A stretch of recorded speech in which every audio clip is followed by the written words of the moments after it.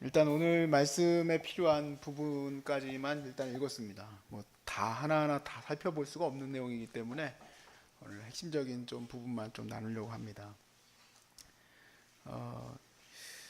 우리 한국 사람들이 특별히 좀 하는 말이죠. 팔자 서간이다 이런 얘기를 좀 합니다. 내 팔자가 이래서 내가 이렇다 이런 얘기들을 좀 하죠. 우리는 좀 이렇게 상황을 좀 그냥 받아들이고 거기에 안주하는 것이 좀 없지 않아 있습니다. 그거를 논문으로 쓰신 분의 그 이야기를 읽어보니까 특별히 아시안인들이 그런 어떤 운명론 또 그런 어떤 미신에 의해서 자기가 이제 그 어떤 제재를 받거나 터부한 것들을 이제 넘어서거나 하면 안 되거나 뭐 벌 받거나 그런 것들에 대한 생각들이 굉장히 많다고 그렇게 써놓았고 좀 이렇게 뭐라고 할까 코케이션이라고 그러죠. 좀 이렇게 그 백인들 이런 사람들의 그런 어떤 정서는 오히려 그런 것들을 넘어설 수 있는 마음을 좀 가지려고 한다. 그런 좀 뭐라고 그럴까? 그런 성향이 있다라고 좀 보통 얘기를 합니다. 그래서 그러면 우리는 어떻게 하지 이 팔자를 넘어서냐? 미신을 믿는 사람들은 이제 부적을 사서 그것을 넘어서려고 하고 뭐 심지어 요즘에는 팔자를 고치는 성형도 있다고 하더라고요. 그런 성형도 하고 손금을 뭐 고치는 사람들도 있고 그렇습니다만 그 사람들은 계속 그렇게 삽니다. 사실 내가 내 자신의 운명 뭐 이런 걸 떠나서 내 상황을 뛰어넘는 그러한 삶을 살아가는 것은 쉽지가 않습니다. 나는 나를 어떻게 규정합니까? 나를 규정할 때 내 삶을 보면서 규정할 수밖에 없어요. 예를 들어서 부모님의 도움을 받지 못하고 살았던 사람들은 자기 자신은 늘 부모님 없는 사람으로 규정하고 살 수밖에 없는 거고 또 뿐만 아니라 내가 이러이러한 어려운 상황 속에서 살았다 하는 사람들은 그냥 그 속에서 살아가는 거예요. 근데 그것을 뛰어넘는 사람들을 가끔 개천에도 용났다고 하듯이 그렇게 그런 것을 뛰어넘는 사람들이 있는데 오늘 제가 이 본문을 쭉 읽어나가면서 그런 사람들을 보게 됐어요. 이 많은 사람들 중에 매지가이처럼 쭉 튀어나오는 사람들이 있어요. 그리고 깨닫게 된 게 있습니다. 이 사람들은 정말 예수님이 천국은 침노하는 자의 것이다 라고 얘기했던 것처럼 자기 삶에 주어진 그런 운명과 그 삶을 뛰어넘을 수 있는 사람들이었구나. 그리고 그렇게 되는 데 있어서 가장 중요한 요인은 바로 믿음이구나. 이 믿음으로 자기 삶을 뛰어넘을 수 있었구나. 우리도 우리의 삶을 규정하는 내 삶의 상황, 그것을 뛰어넘어야 합니다. 어떻게 뛰어넘어야 할까요? 믿음으로. 오늘 믿음으로 삶의 역전의 은혜를 누릴 수 있길 주의 이름으로 축복합니다. 제가 첫 번째 주목했던 사람은 솔로몬이에요. 솔로몬을 찾아보세요. 한번 3장에서. 조금 내려와야 되죠? 한 방에 딱 안 나옵니다. 왜냐하면 저 뒤에가 있어요. 그런데 솔로몬의 그 왕이 되었다는 거에 대해서 우리는 별로 그냥 솔로몬은 왕이 되었지. 하나님께서 예뻐하셨지. 그 정도 생각을 하지만 사실 왕자들의 그런 삶 속에서 보았을 때 솔로몬은 특별한 사람은 아니에요. 참 이 뭐라 그럴까? 다윗 왕조의 시작을 알리는 이 헤스본에서 거기서 태어난 그것도 이 암논 이런 사람들 장자지 않습니까? 누가 보아도 암논이 왕이죠. 그런데 압살롬 같은 사람은 어떤 사람입니까?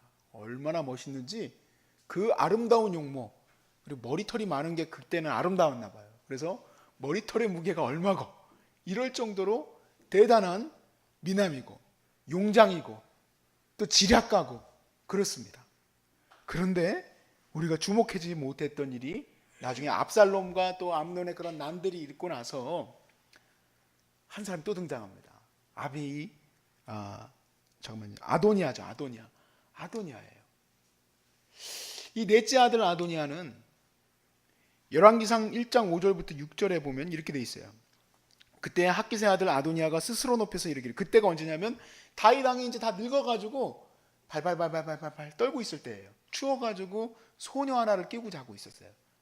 그게 무슨 다른 이유가 아니라 따뜻하니까 벌벌벌벌 떨고 있는 그런 노년에 아도니아가 스스로가 높여서 내가 왕이 되리라 하고 자기를 위하여 병거와 기병과 호위병 50명을 준비하고 그 사람에 대해서 이렇게 평가합니다. 용모가 심히 준수한 자라 그랬어요.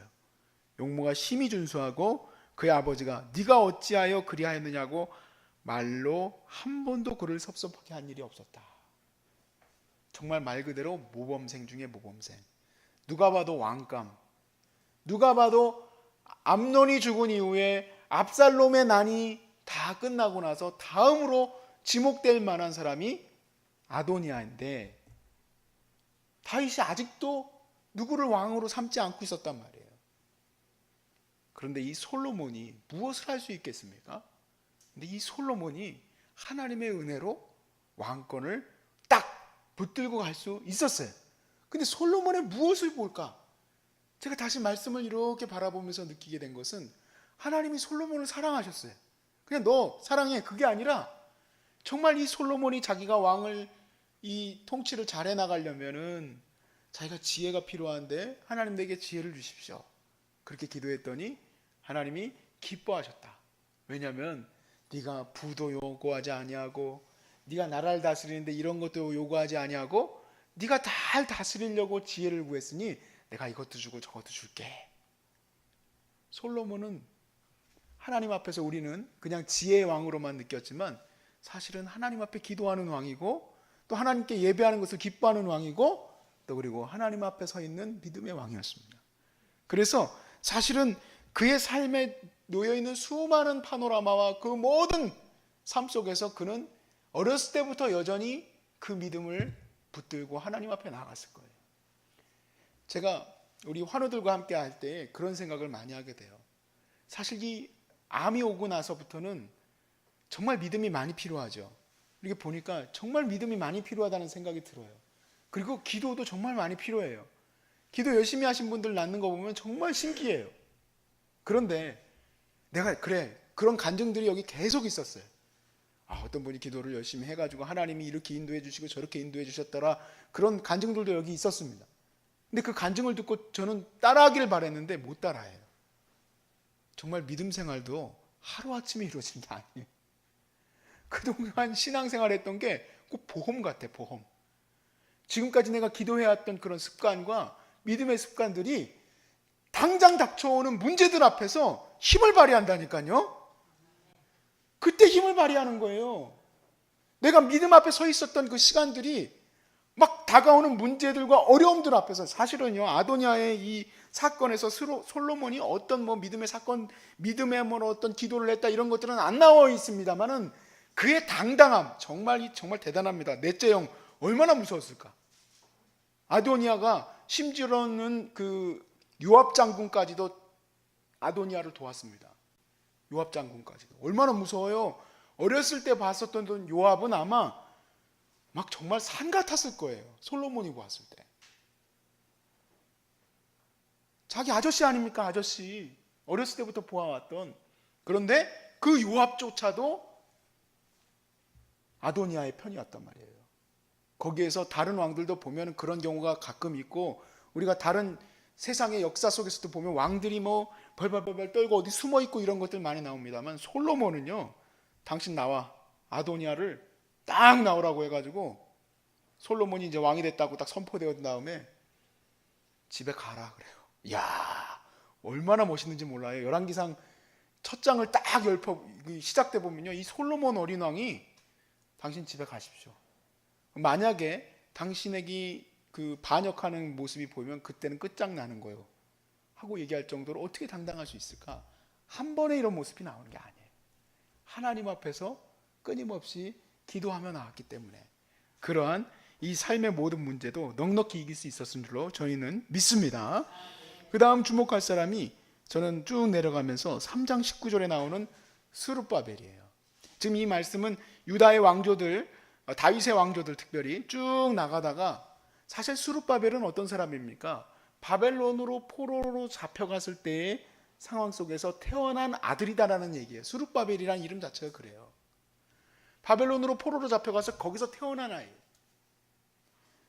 그러면 그때부터 이 아이가 자라오면서 사실은 이 전에 있었던 사람들, 시드기야의 그 왕조들, 그 사람들이 마지막에 하나님께서 그들을 통해서 하나님의 거룩한 약속의 계보를 이어가지 못하시죠. 사실은 시드기야를 통해서도 할 수 있었을 겁니다.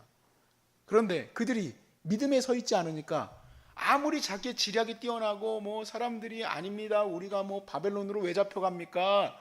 예? 바벨론으로 잡혀가야 된다 하고 자꾸 예레미야가 예언을 했음에도 불구하고 시드기야는 끝까지 결국에는 바벨론이 아닌 이집트에 도움을 요청했다가 결국에는 두 눈이 다 뽑히고 아이들이 다 죽었어요. 거기서 끝이에요. 근데 끝인 줄 알았더니 오늘 다시 또 유다의 후손들과 또 여러 이 왕들을 또 점검해 나가면서 스룹바벨이라는 인물을 우리가 보게 되는 거예요. 그는 누구에게서 나왔죠? 제가 지금 여러 아들들을 다 써놓다 보니까 여고냐죠, 여고냐. 네. 여고냐라는 사람으로부터 태어난 아들이 스룹바벨이에요. 그를 통해서 쭉 나와서 이 아들이 사실 봤을 때 배경적으로 봤을 때는 지금 바벨론의 포로로 잡혀가 있고 아무것도 할 수 없는 상황 가운데 있을 수 있습니다. 근데 그를 하나님이 바벨론에서 예루살렘으로 보내고 그리고 그곳에서 성전을 짓게 하실 때 그가 어떻게 지을 수 있었습니까? 믿음으로 지을 수 있었어요. 스룹바벨아, 이 성전을 짓는 것이 너희 힘으로 되는 것인 줄 아느냐? 힘도 아닌 능도 아닌 무엇으로 되는 겁니까? 오직 하나님의 성령으로 이 일이 이루어지는 것이다. 그래서 그 일을 감당할 수 있었는데 그냥 어느 날 갑자기 스룹바벨이 내가 그렇게 감당해야지 하고 그렇게 되는 게 아니에요. 다 은혜 안에서 살아왔던 삶이 그 일을 할 수 있도록 해주셨던 겁니다. 그 다음 역대상 4장에 쭉 아들들이 태어나는데 유다의 아들들을 또 점검하고 있어요.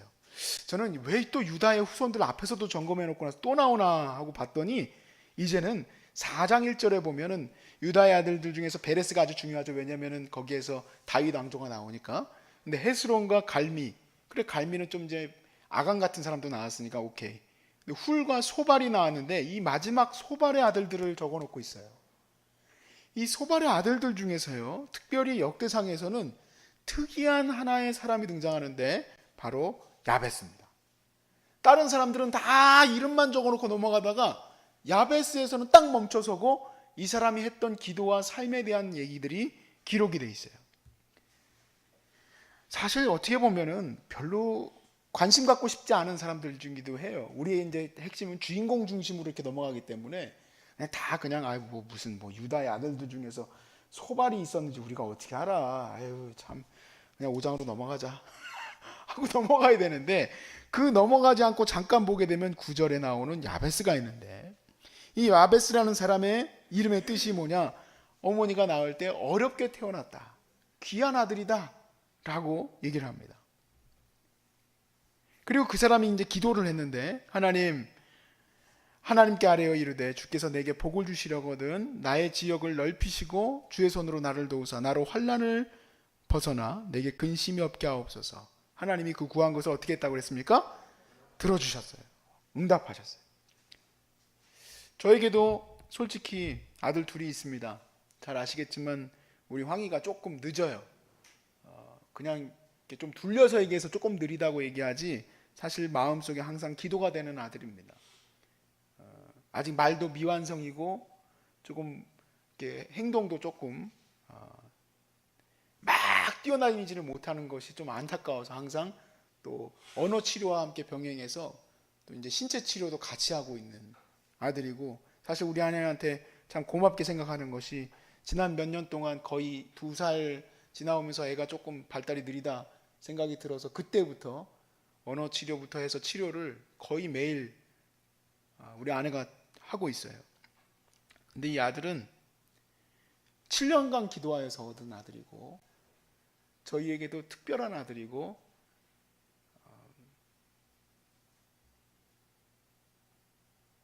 어떻게 보면 엄마를 어렵게 해가지고 태어난 아들이죠. 그래서 저는 이 황희를 보면은 야베스가 생각이 납니다. 그리고 이 3장과 4장 전체에서 저에게 하나님이 해주시는 말씀은 이 세상에서 살아가면서 제일 필요한 게 뭐라고 생각하느냐. 솔로몬이 왕이 되어질 때 그 형들을 봐라. 얼마나 외모도 멋있고 지략도 뛰어나고 사교성도 뛰어나서 요압 장군까지 다 포섭할 수 있는 그러한 사람이었느냐. 그러나 누구를 하나님께서 세우셨는가? 하나님께서는 여기 제가 오늘 시간 관계상 다 다루지 않았습니다만 뒤에 나오는 갈렙도 있거든요. 갈렙은 사실 유다의 지파가 아닙니다. 외부인이었는데 그가 어떻게 유다 자손의 명단에 갈렙이 들어갈 수 있습니까? 믿음의 사람으로 우리는 알고 있어요. 여분네 아들, 또 그리고 이 갈렙이 우리의 마음속에 늘 있는 이유는 갈렙이 유다 지파라고 늘 생각을 하지만 사실 그는 외부인이었어요. 근데 그가 유다 지파로 당당하게 여기 들어갈 수 있었던 이유, 믿음의 사람이었기 때문이다. 그가 능력이 많아서 그 엄청난 그 거인들이 사는 곳을 향해서 이 산지를 내게 주소서 하고 갈 수 있었겠느냐? 갈 수 있었던 것은 믿음 때문이다. 그러면 이 야베스가 후대 사람들과 저와 같은 사람들에게 다시 한번 도전을 주는 이유는 그가 기도를 하였을 때 하나님의 응답하셨다. 제일 필요한 게 뭘까? 황의 아빠야, 네가 봤을 때 뭐가 제일 중요하다고 생각하느냐? 믿음이라는 거예요. 믿음. 이 아이가 참 특별해요. 왜냐하면 어떻게 가르쳐줬는지도 잘 모르겠어요. 그런데 우리가 뭐 어디 아프다 하면은 호해주기도 하고 그렇게 기도도 해주기도 하고 그러는데요. 저도 그런 적이 없지만 이런 아이는 본 적이 없어요. 배가 아프면 아빠 나 배가 아파 기도해줘 그래요. 귀가 아프면 또 귀에서 무슨 소리가 들리나, 귀 아파 그럼 기도해줘. 그럼 내가 또 물론 매번 기도해달라고 하니까 그냥 그렇게 기도할 때도 있고 때로는 안고 기도해 줄 때도 있고 그래요. 그렇구나. 우리는 사회적 줄, 세상에서 학력, 세상에서의 모든 외모 이런 것들이 세상에서 뛰어난 것으로 생각을 하지만 하나님 나라의 역사인 엄청 긴 역사입니다. 왜냐하면 이 역사 전체는 다윗 왕조부터 지금 이스라엘이 멸망한 이후까지를 전체를 다루고 있기 때문에. 근데 거기서 주목받고 있는 사람들은 믿음의 사람들이에요. 믿음의 사람들. 저는 그래서 우리가 이 믿음으로 우리 상황을 뛰어넘을 수 있음을 믿습니다. 우리 상황을 하나님이 허락하시면 그 일이 가능합니다. 우리는 오늘 모든 두려움과 어려움 앞에 놓이게 됐습니다. 실질적으로 그것은 우리가 할 수 없는 상황이라고 얘기를 하지만 그러나 하나님이 우리에게 기뻐하시는 일은 믿음입니다. 내가 오늘 이 삶에서 어떤 성공을 할 수 있겠습니까? 그런데 내 삶에서 한 가지 할 수 있는 것이 있다면 주 하나님을 믿는 거예요. 하나님이 하실 것을 믿는 거예요. 그렇게 오늘 하루도 시작되는 거예요. 우리 아버지를 기쁘게 하시는 일, 바로 믿음으로 주님 앞에 나아가는 것임을 여러분 믿으시기 바랍니다. 기도하겠습니다.